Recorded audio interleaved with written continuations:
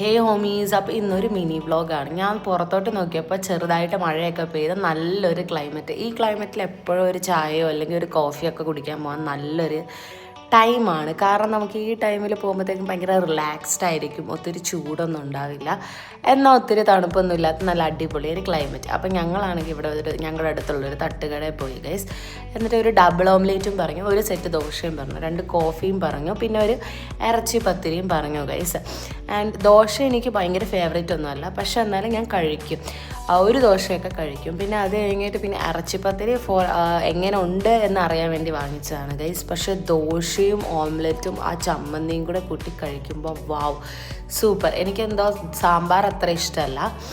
അത് കഴിഞ്ഞിട്ട് ഗോപു എനിക്ക് വാരിയൊക്കെ തന്നു ഗൈസ്. ഗോപുവിൻ്റെ സ്നേഹപ്രകടനം ഇങ്ങനെയൊക്കെയാണ്. ഇറച്ചിപ്പത്തിരി കഴിച്ചു, ഇറച്ചിപ്പത്തിരിയും സൂപ്പറായിരുന്നു ഗൈസ്. അതൊക്കെ കഴിച്ച് കഴിഞ്ഞിട്ട് ഞങ്ങൾ അതേ പള്ളിയിലും പോയി വീട്ടിലേക്ക്